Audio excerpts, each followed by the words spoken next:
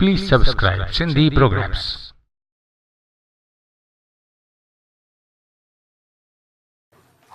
सिंधी माना वापारी। मास्टर साहब अहमदाबाद में जॾहिं आया, हिकिड़े सिंधी वटि वेठा हुया, हितां साम्हूं हिकिड़ो गुजराती वापारी आयो, चई कविराज जी आप बोलते हो सिंधी वापारी है? बोला हाँ भाई है। एतिरे में हिकु ग्राहक आयो सिंधीअ वटि, हिकिड़ी गठड़ी वठी, कपिड़े जी गठड़ी वरितई, वठी हलियो वियो। गुजराती चयो कविराज जी देखा तुम्हारा व्यापारी 300 रुपए की खरीद 300 रुपए में गठड़ी बेची, क्या कमाया?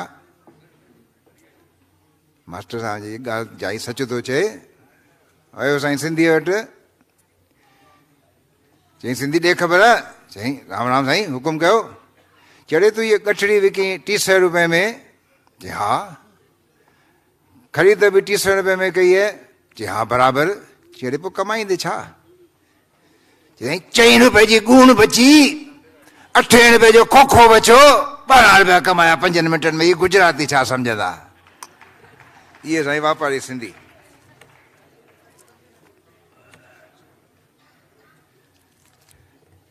ॿ ख़ुशख़बरियूं ॿियूं बि आहिनि।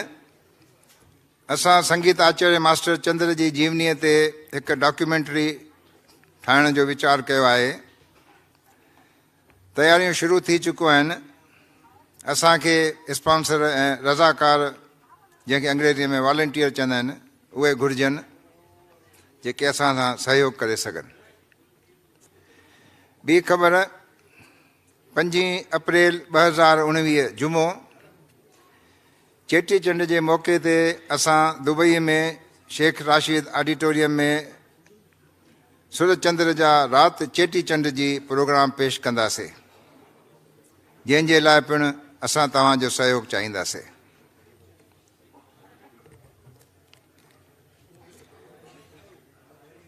हर साल असां गॾु थियूं था, पर हिन दफ़े असां इहो इरादो कयूं त घर में ॿारनि ऐं वॾनि सां सिर्फ़ु सिंधीअ में ॻाल्हायूं।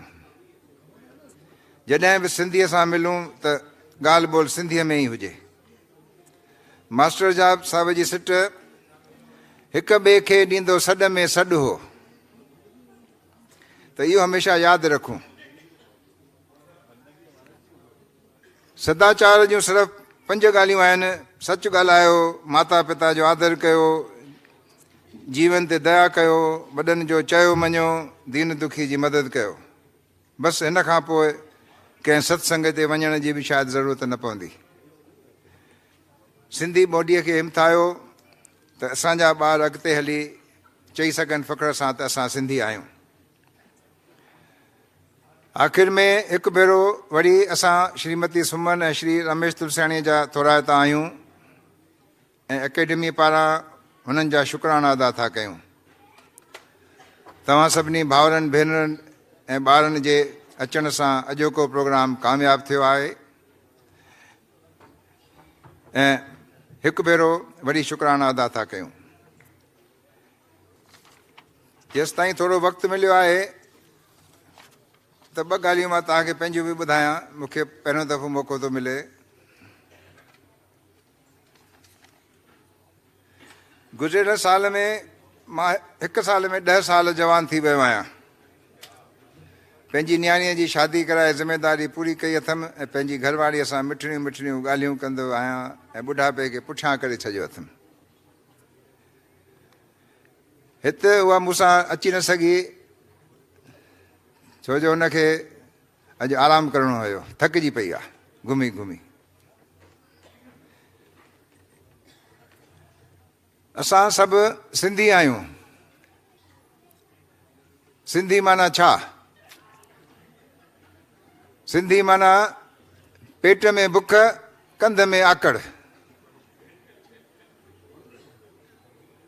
मास्टर साहब चवंदो हुयो